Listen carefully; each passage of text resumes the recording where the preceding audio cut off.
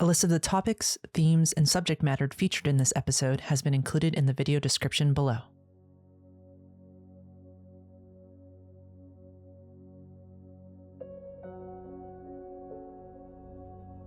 Hey everybody, welcome to another Origin Stories for Daggerheart, the Last Arcanist. Here we are to dive in to another wonderful story. So, and I have with me here, I'll pass it along over to my new friend, I guess you could say, here in the TTRPG space. I'll pass it along to you, and I'll let you introduce yourself. Yeah, hi everybody. I am Angie Gone on the internet, they, them pronouns. You can find me, like I said, at Gone on all social medias. You can also find me most Sundays, pretty much almost every Sunday, over on Tales Archive for our ongoing D&D 5e campaign. We are in the triple digit numbers now, so come check us out if you'd like to watch our continuing story. I know it's hard going back to that from the beginning, but just coming out. Yeah. Hey, it's all about the journey, you know, and that's what's so fun about all this stuff. And now back over to this awkward person over here. I'm just kidding. I'm Kylie Rose, the storyteller, GM, whatever you want to call it. I will be guiding us along here into this origin story as we dive in. Very excited to bring another one to you. These have been so much fun. So without further ado, let's go ahead and dive in.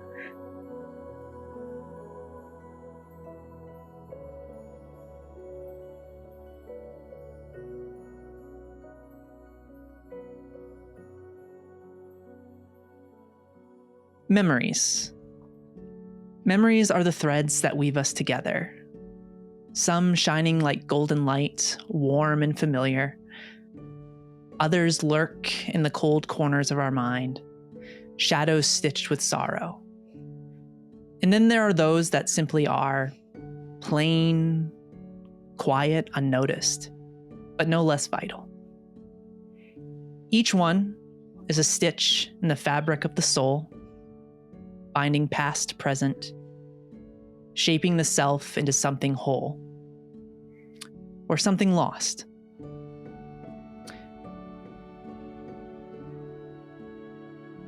Darkness, not the comforting embrace of sleep, no, something deeper, heavier. A silence unbroken for 2 centuries. But then a thread pulls. A memory surfaces. What is it? A voice? The scent of something long forgotten? Another thread pulls. An intricate process as something is reshaped. And suddenly, light instead of darkness. As you awaken in a body.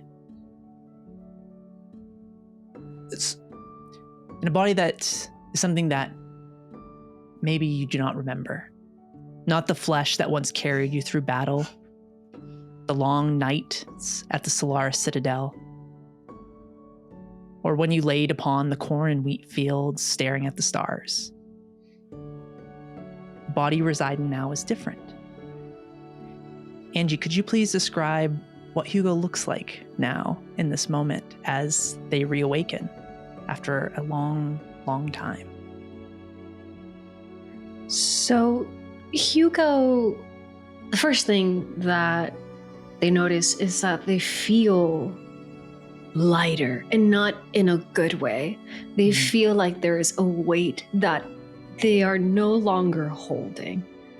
And that's the first indicator that they know they're not in their own body. And as they sit up, there's almost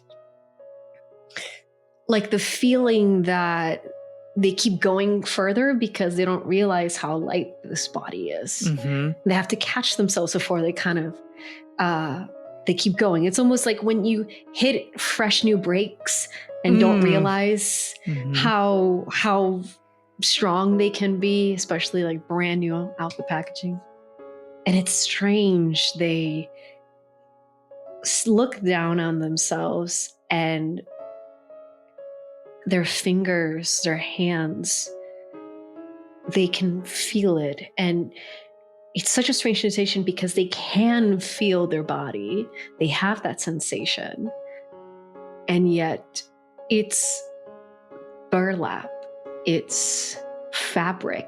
It's not skin or bone. To the audience, the best way to describe is that they're built Muppetly. But Hugo, this is familiar and also slightly terrifying because Hugo is a scarecrow. And that's the only way they can describe it. And to those viewing him from a different angle, not as they are viewing themselves from their own eyes, but it is this thin, lanky body that sort of sways, hair, corn husk hair, and this pointed nose.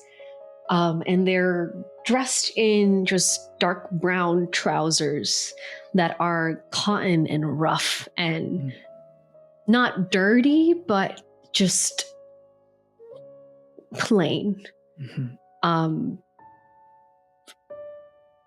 Necessary. Even though they almost feel like they wouldn't even need them. They feel almost like a doll. And it goes all the way from tip to tip. As Hugo takes in this new body, I think there would also be kind of within the peripheral in this moment, as kind of they look and observe, feeling this. You would notice Hugo would notice around them that, I guess as they are laying on the ground, the soil beneath them is oddly rich and fertile. And I think that would Hugo in this moment remember what this place was prior to what it is now in this moment? Hugo remembers the darkness, the sudden darkness, but things are still kind of stitching themselves back. So they are in a place where it seems like it must be familiar to them, but they're still sort of feeling like, what is this? Where am I? It's a strange sort of like when you have something in the tip of your tongue, when you're trying to remember something and you're just like, I'm not really sure what it is. I know I should know what this is, and then they start sort of thinking back and further back and thinking, I remember the feeling of my body, but I can't visualize it right now. And I remember a journey, but I can't visualize it either. And it's just the only thing they remember is the feeling. There is nothing about the visual. So with that, this space around you, while there is some in a way, some familiarity to it. Maybe that's not the right word. There is something, familiarity in some way. There is that otherworldliness as well, because that's not really something that was thought of. Remember, it's the feeling of self here, and as Hugo would see, kind of, oh, you're all good. As you look around, as Hugo looks around here, they would notice that there is this lingering darkness. It's not quite pitch dark here. There's a little bit of light. The kind of what looks almost like twinkling stars in the sky is something more than that. But beyond this, they would see gnarled trees, almost resembling like twisted scars of old wounds. The leaves upon these trees, crimson in color, almost these darkened veins. And there's almost this, the earth itself that rests beneath Hugo almost beats with a life of its own, or perhaps the lives that were lost here, in this grove. And with that, as Hugo is sitting here, there's also what would be whispers on the wind in this moment, almost the cries of struggle that happened here, these echoes of memories. But beyond that, as Hugo resides in this position, there is something that would be hard not to notice in this moment. As Hugo would see on each of these trees what looks like flowers starting to open up. They're emerald green in color, and at the tip, like at the very edges of the flowers, are almost this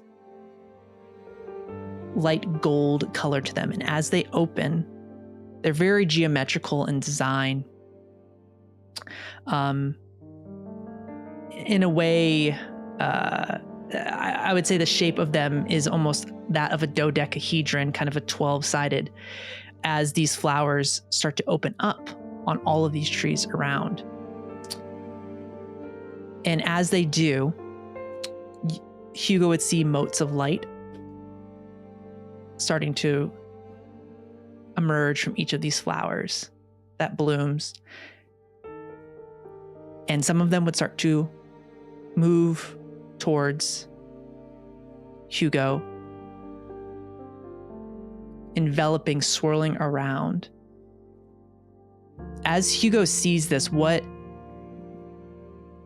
would be going through Hugo's mind in this moment? What feeling would they have as they kind of take in the surroundings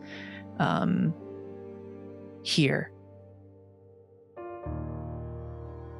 For Hugo, there is a sense of awe initially, watching as this happens. There's always been this curiosity that they've held in their heart. And they want to lean into it. And then just as suddenly, it's like, what is happening? And it's just kind of takes a step back and once again just turns away from it. Because there's a moment of like, what is this? But also the logical response that I should be having to all of this is not, oh, something nice and pretty to look at. No, I have to figure out what is going on. And Hugo essentially just starts looking and just for reference, is this grove like fully just there's like, I'm assuming there's like trees and everything, like these gnarled trees, but are they sparse between just like death looking, or like a fully empty field, like battlefield, or is there more nature that is still that has been growing? There's more nature that's growing here, but while there is nature growing here, these trees, there's almost, the best way to describe it would almost be as if like a blight came through here, but the trees are still living, but they almost, the trees themselves almost appear like aged flesh with scars on it, like pulled from like the scarred grove. And I think that in itself would be perhaps jarring to even see that, but there are trees everywhere. But to see something, I guess, to see something almost horrifying and then beautiful, kind of, does that reaction change a little bit further than what that initial, like, kind of seeing the beauty and then being like, whoa, this is, so but it is a grove of trees. They're scattered. They're not like in perfect lines or anything. They're just kind of all out and about, but but it is hundreds of trees in this grove. Okay. And it's just the same gnarled trees with these cubic flowers. Okay. I think Hugo is going to walk for a while, not a while, but for a bit, just kind of disoriented, trying to see. They don't quite trust touching the trees, so anytime they get close enough without realizing, they just kind of, and then as they continue walking, do I come across any sort of living creature, anything like that? And do they also scare away anything, because they're not really flesh and blood either? I feel like animals would know if there are any around. As you walk about and keep your distance from these trees, kind of not interacting with them in this moment, looking around for any kind of other living creatures, wildlife, you would notice a short distance from you as you're moving forward, you would catch out of your kind of flying overhead and landing on a tree, you would see some type of winged creature. Not very, somewhat sizable, maybe stands about a foot tall. And maybe a little bit shorter than that, but kind of like eyes almost playing tricks on you. But as it lands on the tree and you see it turn its head towards you, and you see what appears to be a crow, but there's a uniqueness to it. And I will pass it along to you. What is this crow that we see in this moment, this realization of this crow that you see landing? I'm so glad, Kylie, you and we were like right there. I was like, I want to try finding the crow, but I don't want to ask for it outright. Yeah.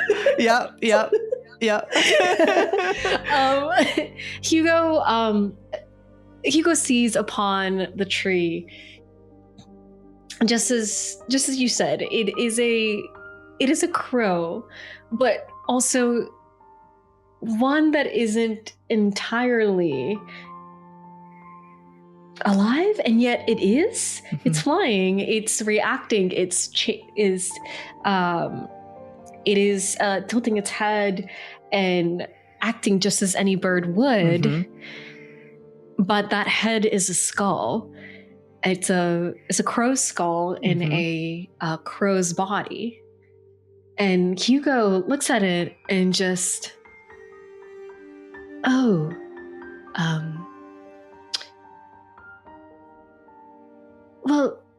That's deeply ironic, isn't it? Hello. Oh, and then there's a moment where they try and like they walk very slowly, like around like the tree, still staring at the skull because there's no eyes. It's just this bird skull in this bird body. As you stare up at the crow, what you would notice, and I think, yeah, what you would notice in the actual the crow's head, the crow's it's head, skull and crow together. Yeah, the scrow, yeah. You would see where there should be eyes within the sockets. You see one of those motes of light just hovering inside the crow's head and not leaving. So same as the ones that they saw in the flower. Oh, okay. Yeah. And it kind of just looks at you. It moves its little wings out a bit, kind of preens itself, and then I think you would see it fly down, land on the ground, and just look up at Hugo, its head tilted.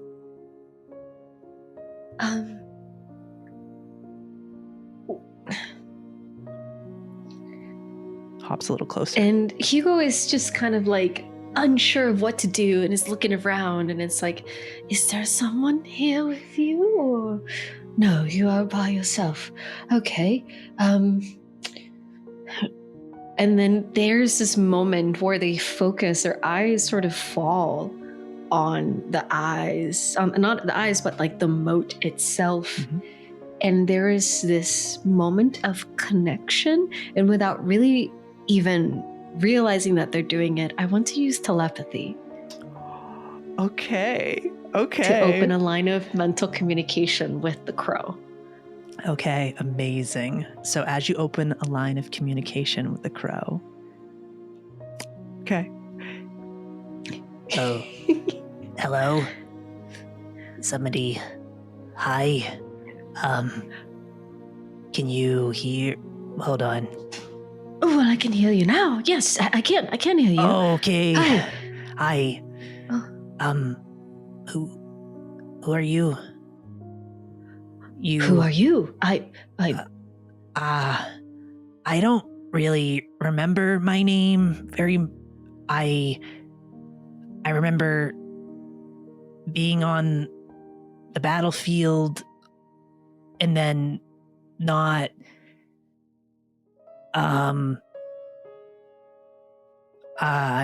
if I'm being honest, I'm a little scared. You're the first other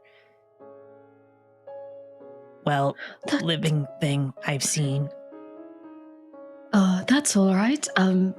Here, and then Hugo's gonna lean down and kind of extend a hand out for the crow. They waddle on. They waddle up to it. Just hop on. Thank you. These wings I'm trying to get used to them. They're a little used to them. You're aware you're a crow, right? I am. Oh, now you see the crow like looks at itself. Yeah, I guess I am. Interesting. Well, it's funny because I think I woke up as a scarecrow, and yet here you are. I think there's a realization because yeah. I'm not that scary, aren't I? No. Not that scary. I was a bit of a dramatic person. Oh, in the you're past. being funny. Yes. You have a sense of humor in the past. What? Well, I mean, have I always been a crow? I'm so confused right now. Have you always been a scarecrow? The moment that the crow says that, Hugo is like, no, I haven't always been a scarecrow, no. Oh. That's, well, regardless of that, we should try and see what we can find. I don't know what this place is. Feels familiar, but I don't really know what to expect here. Should we head out? I need to find clothing too. I'm only wearing these trousers. Yeah, no, I can go with you. You're not. Yes. Okay. Please. I'm quite glad that you're here. I'm quite happy that I have someone to accompany me and speak with me. You see it was waddles on just kind of little scrunchy feet. Okay, good. Well, my name is Hugo. Hugo? Yes. Nice to meet you. Do you have a name? I don't remember it. Do you want to... do you want to name me? I'm not really good. I wasn't much of a... Well, I was good at stealing things, but now... Oh. You were good at stealing things. Yeah. And Hugo just sort of has a moment of like, I mean, it makes sense. Crows are kind of like that. Stealing the shiny things. And then Hugo's like, okay, how about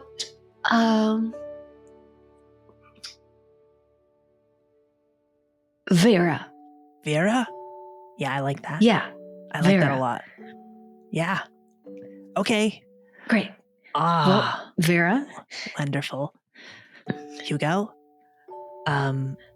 Yeah, let's keep going. It's kind of scary in here. Yeah, and then I think Hugo's just gonna put Vera over on their shoulder, and they're just gonna start walking in any direction. And I think they try to just, I don't know. I think it's very casual. The conversations that they had, it feels very normal, which is just so strangely juxtaposed with the scenario that they're in. It's wild. But there's this kind of you're the first thing that I've met, and I need you right now. So, yeah. 100%. So as you navigate through and kind of get to know, and I want to make sure, Avera, right? Avera? So, Avera, yes. Avera. Okay, perfect. I just want to make sure. Perfect. Awesome. So Avera. It's actually, I thought, so the Spanish name for skull is Calavera. Oh. So, and then Avera, so just Avera. Okay. Perfect. Awesome. So as you navigate this space, I think you would start to, the area itself, the wind would start to pick up a little bit as you continue to navigate through what feels like an almost endless expanse of these strange gnarled trees. You continue to see motes of light just floating about, some of them going into the actual soil itself. But as you do, I'm actually going to have you make our first roll here for Hugo. I'm going to have you make an instinct roll for me as you try and navigate this space and find some type of path here. Yeah, so instinct, have +1 on that. All right, so I have 6 in hope and 4 in fear, so that's 10 + 1, 11. Ooh, so and 11 with hope, right? So so you make sure you mark a hope down for that. So what you would notice in this moment, as you continue to see more of these flowers blooming, you would start to hear the sound of footsteps.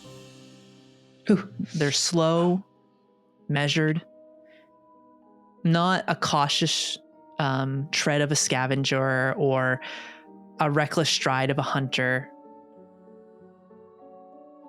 You this person seems to almost, the way they walk is with a grace. And you would see amongst the trees here emerge at the end, at the kind of the edge of this bit of a hill within the grove, is a figure. And they're, at this point, you would see they have a hood up, but as they notice you, as you notice them, you would see that the only thing you would see kind of within the hood is a like their pupils are stark white, almost like stars, like the ones in kind of within the twilight above you. But you would see them, their hand outstretched in the motes of light, just swirling around them, dancing along their fingers. But they start to approach you, taking a few steps in your direction. Ooh. What does Hugo do as this figure emerges or appears here? What does Hugo do in this moment? I think Hugo Hugo does the thing where, like, when you start walking kind of like a little like straighter, a little bit, it's like that weariness, that kind of like, and then they also lean their head to like speak to Avera, and it's like, eyes forward, dear boy. All right. It's possibly something to look forward to, maybe, who knows? Okay. And you kind of just like, there's a little bit of a a little bit of a shiver. I think we'll be okay. It'll be fine. Oh. It's good that you have you know, it feels right. It feels right that you are the one that is confident. I don't hold much confidence in myself. So, super confident. Yeah. Okay. Yep. 100%. Excellent. Yep. The most confident. Crow around. You can be honest, Avera. If you're not confident, then I don't have to be confident either. No, I feel good. And he kind of stands up a little straighter. Yeah, I'm confident. Yeah, look at this. Okay. I'll try my best to be confident. Yeah. As well. You there? Excuse me. Hello. Hi. Hi.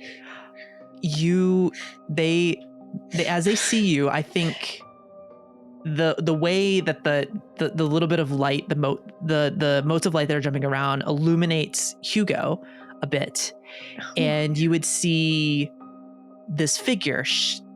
They would take off their hood, and you would notice this striking and fearless woman, the tiefling, or in fearless in the world of Daggerheart. They have deep blue skin, elegantly curved horns, those piercing eyes, and you see she kind of has like dark purple hair that falls to along one of her eyes. There's a streak of silver that goes through it, and you see she's clad in a mix of leather and cloth, and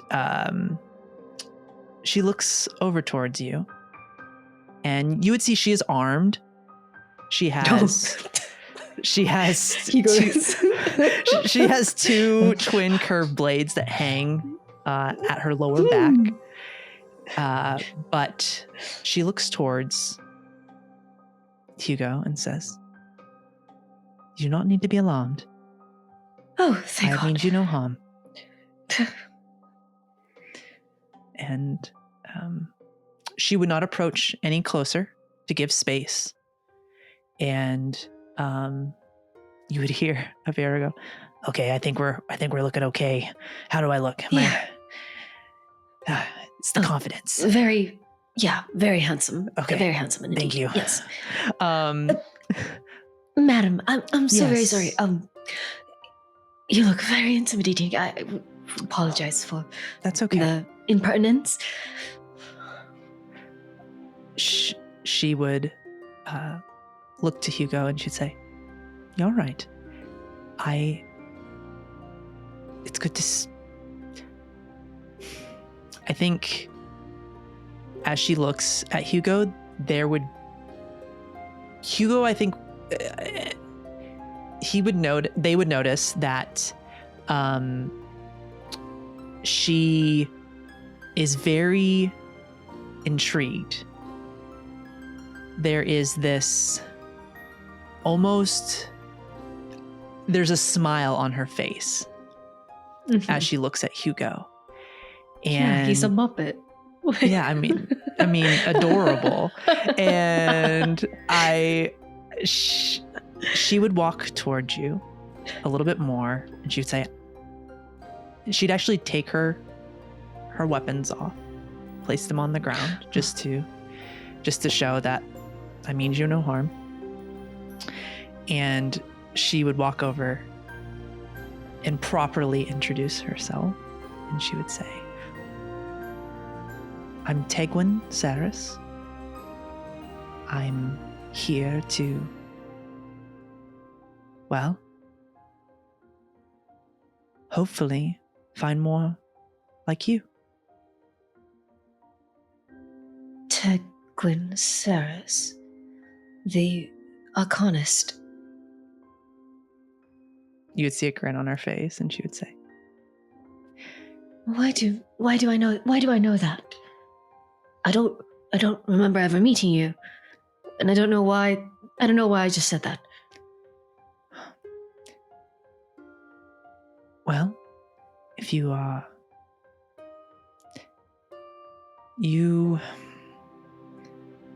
She thinks about... You would see... She looks away for a moment, trying to articulate what is happening here.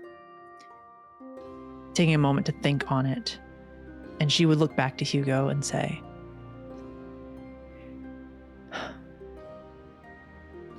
some of your memories may be scattered and lost right now, but you are correct. I am one of the Arcanists, the last of my kind, and I have spent 150 years trying to figure out how to bring hope back to this place. And you are part of that. I'm sorry, come again? A part of that, how so? You're alive. You're here. Yes, yes, but I'm not me. This isn't me. I don't know how to explain it, but this is not me.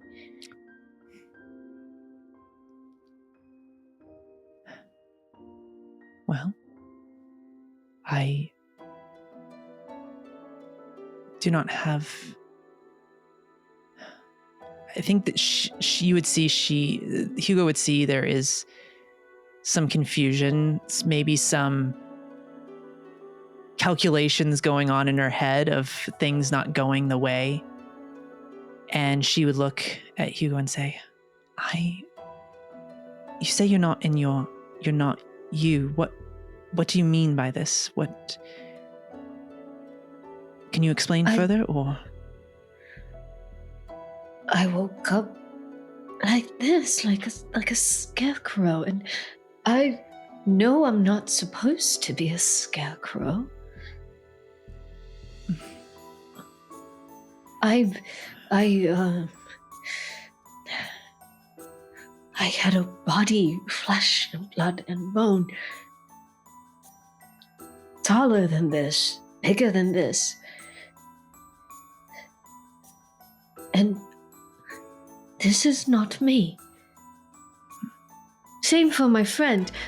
This is Avira. Ah. That's true. They can't. It's a telepathy. It is. Oh my god! I love it. Same for my friend. They said that they remember things and that they don't remember ever being a crow. Oh, dear.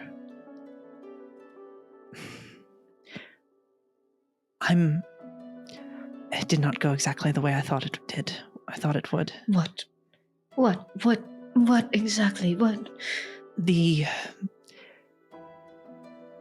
When the unraveling happened, Dwemer had left these lands for good, or what we thought, or what I thought was going to be for good. But I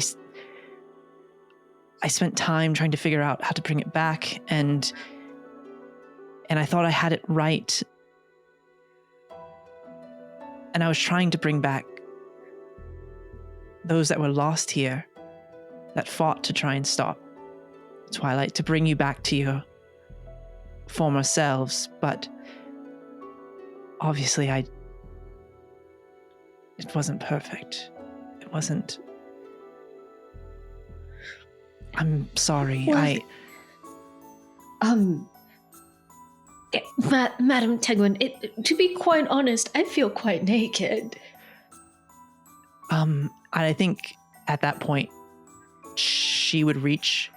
She has a satchel on. I think she would grab, and you would see she has like various clothings and things that she's kept, travel clothes and things like that. And I think she would like look at Hugo, and then I think she would say,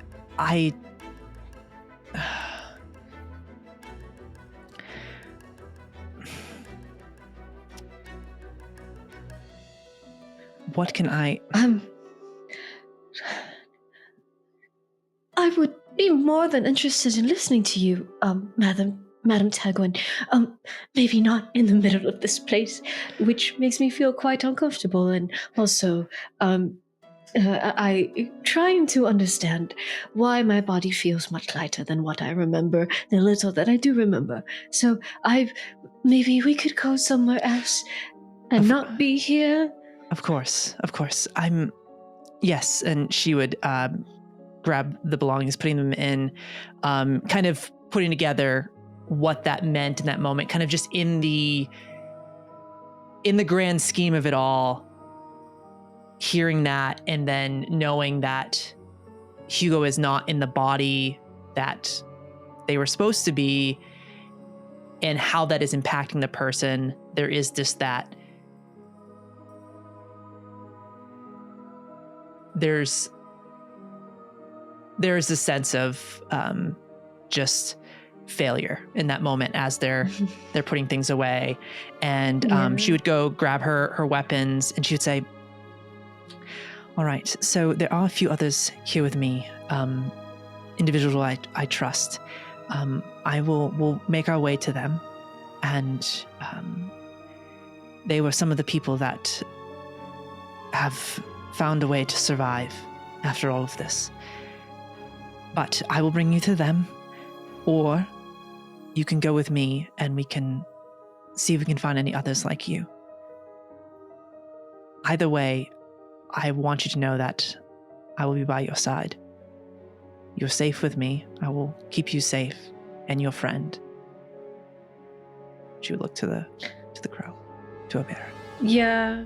And Hugo I think Hugo throughout maybe putting on whatever like cloak or like fasteners to just cover themselves up. They've been just kind of holding it close to them. I can almost even imagine that Avera has kind of snuggled in closer to their face, and they're more rounder and just kind of like floofed up. And as they're sitting there speaking as Tegwin is speaking, their eyes, which there is expression in their eyes, there is movement in their face, a way that like most muscles would move, but there is this sort of like, there's also like, it's just so slight. I feel like Tegwin and also the audience, as they see, there's like a blankness, and with enough time, there'll be a chance for for it to like show the emotion in their face. I'd like to go with you. Of course. If that is what Madam you choose. Tegwood, Yes. I feel like I want to cry and I can't feel tears forming.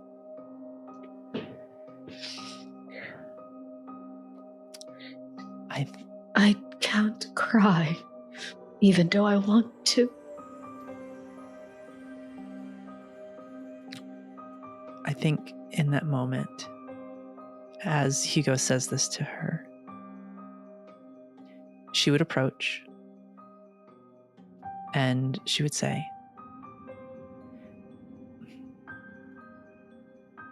if you are comfortable, would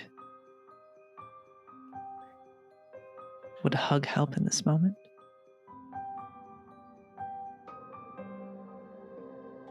And they just silently nod. Yeah. And I think Tegwin would just bring Hugo in and just, she's pretty tall, but I think Hugo's about, I think like 5'11". 5, yeah. It's a little bit under 6 feet, I would say. Like, it's like, I think it's, if we decided between 5'9", 5'11", around that. Yeah, I think that's what, yeah. So it's like average. Yeah. And she's about that tall. So I think Tegwin would just pull Hugo and very, it's very motherly, the embrace. It's just that kind of like hand on the back of the head and just holding them tightly. And maybe this is, she is warm. And I think that might be even a feeling that is unique. But I guess how would, as Hugo is pulled into this brace,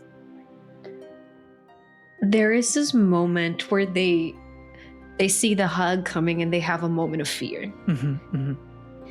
But the moment that they feel Tegwin, they do feel her.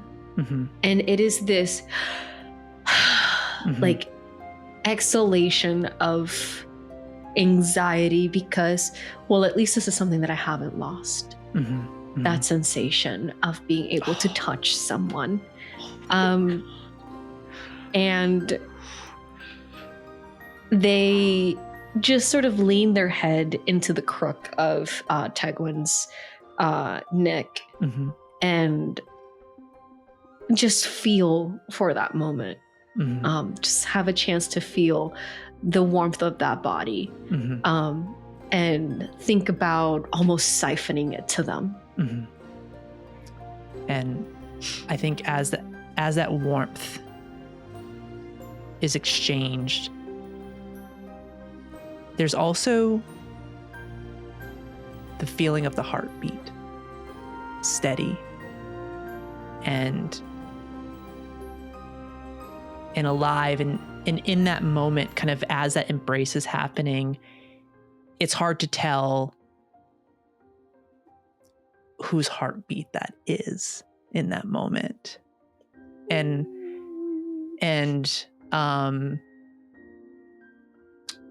she holds Hugo as long as they need.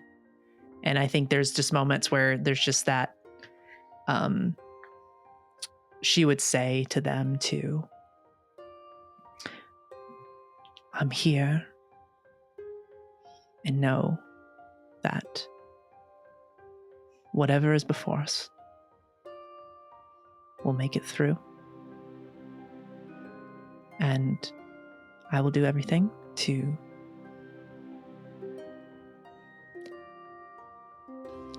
I'm here. And I think there's that there, yeah. She's going to say something, but she can't. But she can't promise anything. She can't promise anything. And I think as that embrace is held, and when Hugo is ready, she would let them go. And I think she looks at Hugo and says, "How do you feel about hats?"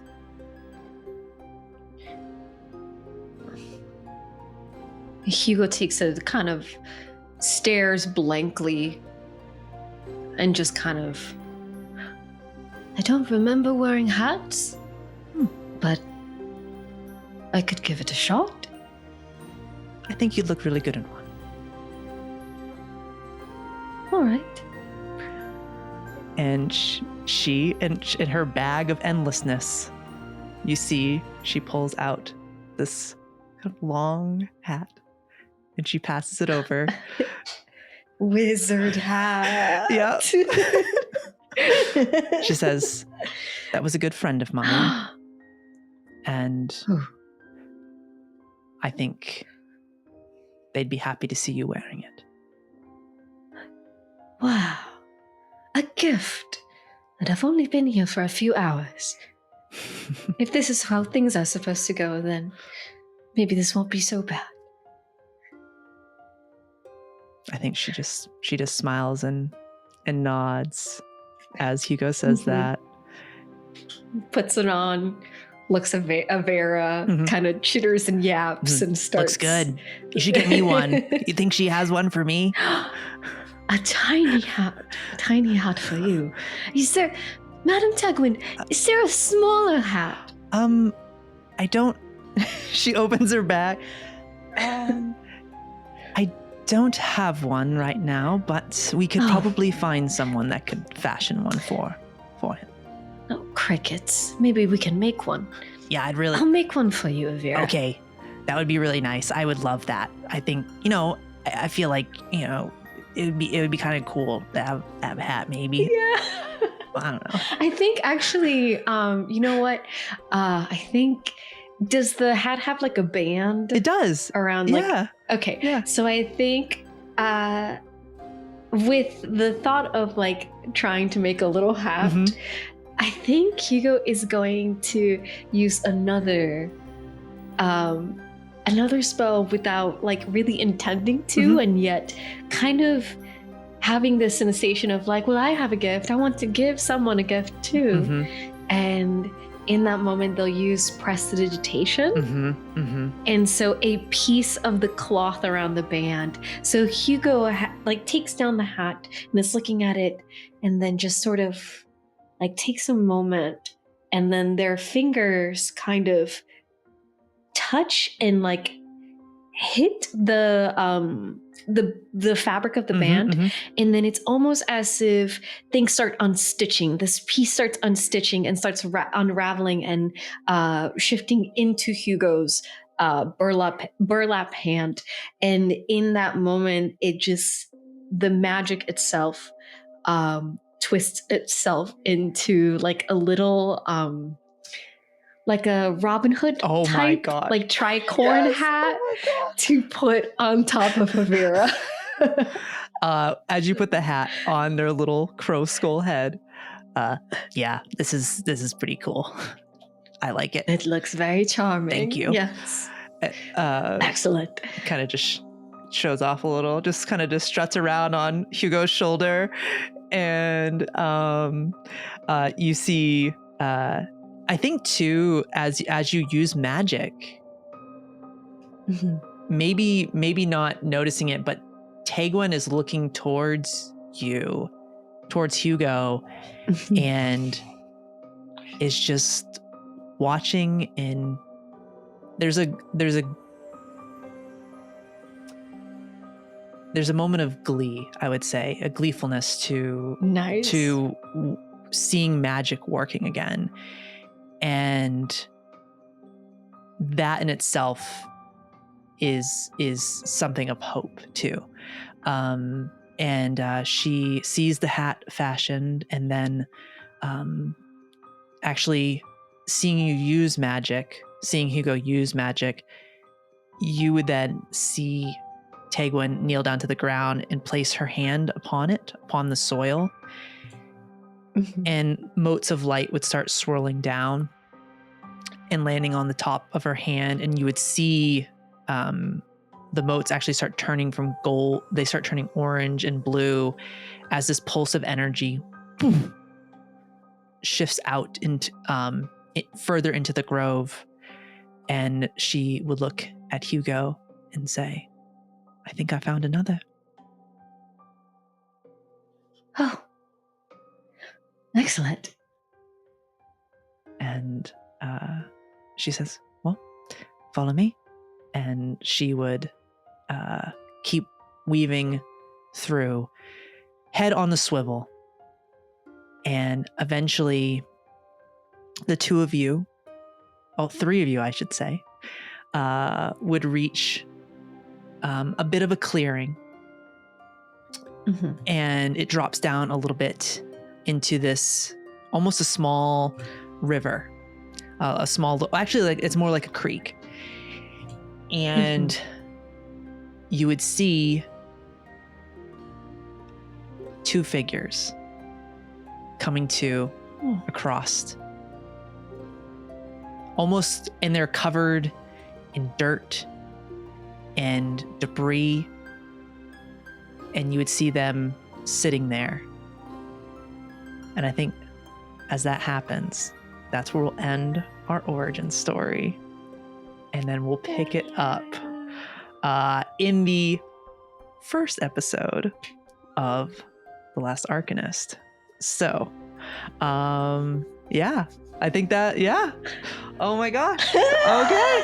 Oh, cool. I'm curious who the two figures are. Yeah. I'm gonna have to wait and see. I know. Who will they be? Who will they be? I know exactly who they are. I have a feeling. Yeah. Oh my I gosh. have a feeling good. Yeah. I'm excited. Yeah, it'll be fun.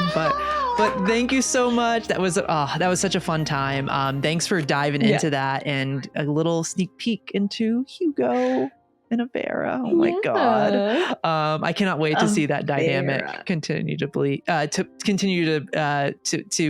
blossom from there. So but yeah, so I think with that said, that we'll wrap it up for there. But until next time, we'll sign off and come back for when you're seeing this a week later, after you see this final origin story. We'll be diving into the first episode of the campaign. So come back and join us. I know, the official.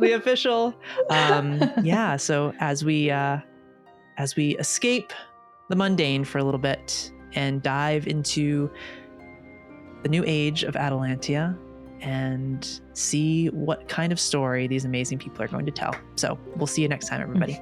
Bye-bye. Bye.